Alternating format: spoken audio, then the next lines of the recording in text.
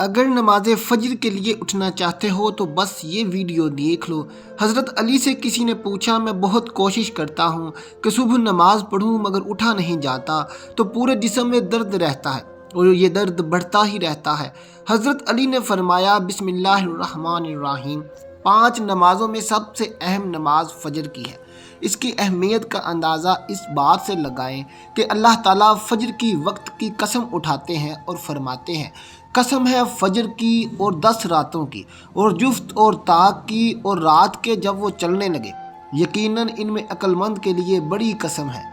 حضرت عائشہ صدیقہ رضی اللہ تعالیٰ عنہا سے روایت ہے کہ حضور اقدس صلی اللہ علیہ وسلم ارشاد فرماتے ہیں کہ فجر کی 2 رکعتیں دنیا و ما فیہا سے بہتر ہیں۔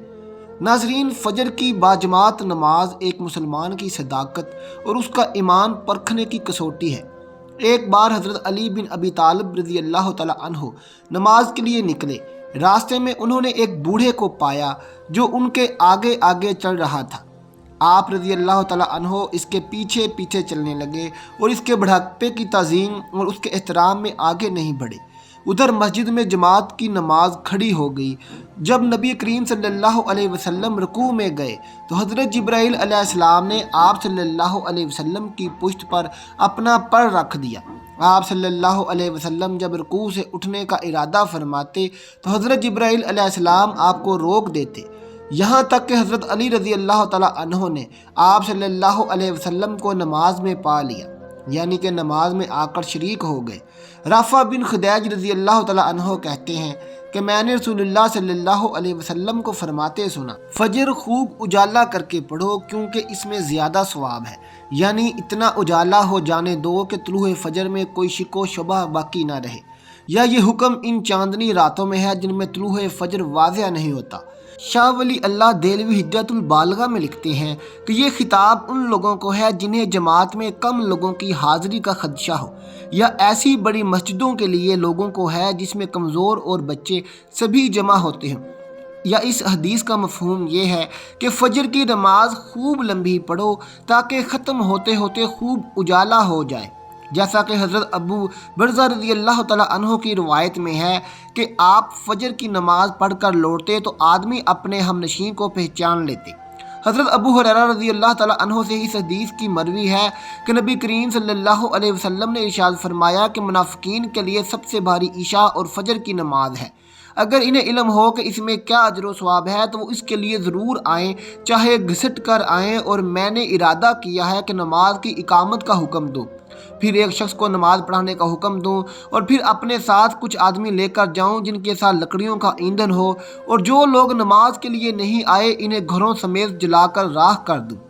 یہ حدیث شریف صلی اللہ علیہ وسلم کے زمانے کے منافقین کے بارے میں ہے، جس میں منافقین کی ایک علامت بتائی گئی ہے کہ ویسے تو منافقین پر سب نمازیں بھاری ہیں، البتہ فجر اور عشاء کی نمازیں کیونکہ آرام اور نیند کے وقت میں ہیں، اس لیے یہ منافقین پر زیادہ بھاری ہوتی ہیں، اور ان 2 وقتوں میں نماز میں حاضر ہونا ان کی طبیعت پر نہایت گراں گزرتا ہے، جبکہ رسول اللہ صلی اللہ علیہ وسلم کے زمانے کے مسلمانوں کے لیے یہ بات بہت بعید تھی کہ کوئی بلا عذر مسجد کی جماعت چھوڑ دے، چاہے کہ نماز چھوڑے، نیز نماز کے بھاری ہونے کا مطلب یہ ہے کہ دلی طور پر اسے ناپسند سمجھے، اور اگر پڑھے بھی تو اسے بوجھ سمجھ کر محض دکھاوے کے لیے پڑھے۔ لہذا آج کے دور میں اگر کوئی مسلمان فجر اور عشاء کی نماز میں سستی کرتا ہے تو اسے منافق شمار نہیں کیا جاتا، کیونکہ یہ اس کی عملی سستی ہے جس کی وجہ سے وہ گناہ گار ہوگا، لیکن وہ دل سے نماز کو برا یا طبیعت پر بوجھ نہیں سمجھتا، اس لیے اسے منافق کہنا درست نہیں۔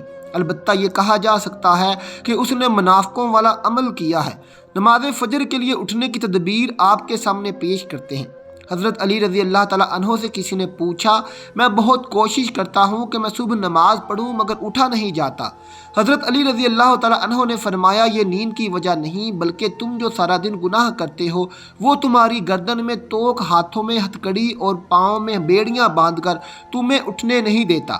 حضرت علی رضی اللہ تعالیٰ عنہ کے پاس ایک شخص آتا ہے اور عرض کرتا ہے مجھے رات کو ٹھیک نیند نہیں آتی، رات کو میں سو نہیں پاتا اور جب صبح اٹھتا ہوں تو پورے جسم میں درد رہتا ہے اور وہ درد بڑھتا ہی رہتا ہے۔ جب وہ اپنا درد حضرت علی رضی اللہ تعالیٰ عنہ کو بیان کر چکا تو آپ رضی اللہ تعالیٰ عنہ نے اس شخص سے فرمایا کہ اے شخص، رات کو پانی پیتے ہو، پانی پینا بند کر دو، کیونکہ ایسا کرنا صحت کے لیے انتہائی نامناسب ہے اور رات کو پانی پینے سے جسم میں ایسا درد شروع ہو جاتا ہے، اگر اللہ پاک اسے شفا دینا چاہیں تو دے سکتے ہیں، ورنہ اس کا علاج ممکن ہی نہیں۔ اگر سہولت ہو تو دوپہر کے وقت آرام ضرور کیا کریں، یہ سنت ہے اور اس سے فجر میں اٹھنے میں بڑی مدد ملتی ہے۔ رات کا کھانا جلد کھائیں اور کم کھایا کریں۔ رات کو پانی نہ پئیں، اگر شدید ضرورت ہو تو کم سے کم پانی پئیں۔ رات کو جلد سو جائیں، رات کو سونے کے مسنون اعمال کر کے سویا کریں، کسی سے صبح اٹھانے کے لیے کہہ کر سویا کریں، الارم لگا کر سوئیں اور الارم کو اتنا دور رکھیں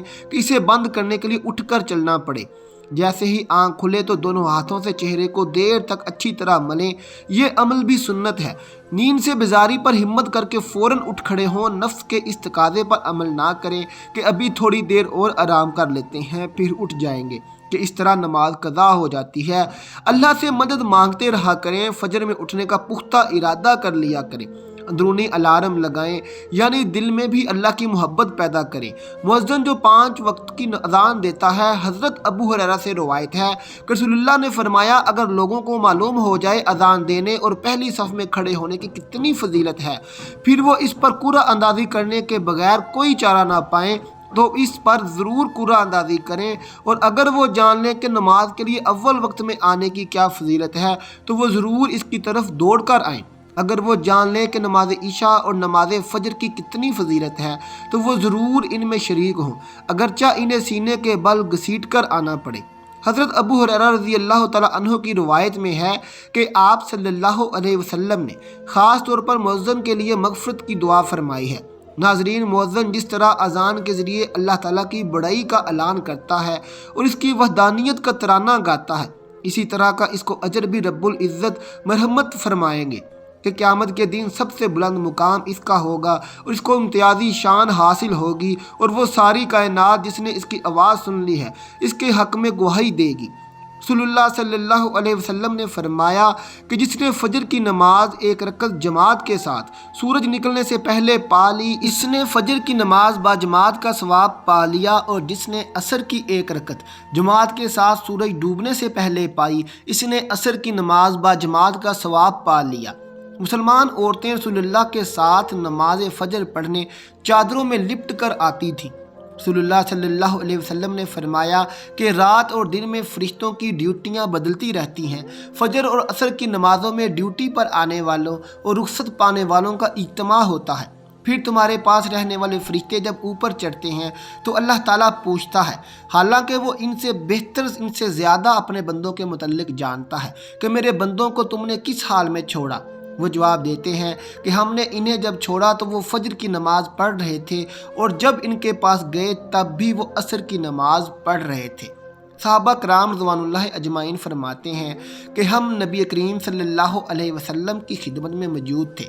آپ صلی اللہ علیہ وسلم نے چاند پر ایک نظر ڈالی، پھر فرمایا کہ تم اپنے رب کو آخرت میں اسی طرح دیکھو گے جیسے اس چاند کو اب دیکھ رہے ہو، اس کے دیکھنے میں تم کو کوئی زحمت بھی نہیں ہوگی۔ بس اگر تم ایسا کر سکتے ہو کہ سورج طلوع ہونے سے پہلے والی نماز فجر اور سورج غروب ہونے والی پہلی نماز عصر سے تمہیں کوئی چیز روک نہ سکے تو ایسا ضرور کرو۔ پھر آپ صلی اللہ علیہ وسلم نے یہ آیت تلاوت فرمائی کہ پس اپنے مالک کی حمد و تسبیح کر، سورج طلوع ہونے اور غروب ہونے سے پہلے اسماعیل راوی حدیث نے کہا ہے کہ عصر اور فجر کی نمازیں تم سے چھوٹنے نہ پائیں، ان کا خاص طور پر دھیان رکھو۔ میرے سامنے چند معتبر حضرات نے گواہی دی، جن میں سب سے زیادہ معتبر میرے نزدیک حضرت عمر رضی اللہ تعالیٰ عنہ تھے کہ نبی کریم صلی اللہ علیہ وسلم نے فجر کی نماز کے بعد سورج بلند ہونے تک اور عصر کی نماز کے بعد سورج ڈوبنے تک نماز پڑھنے سے منع فرمایا۔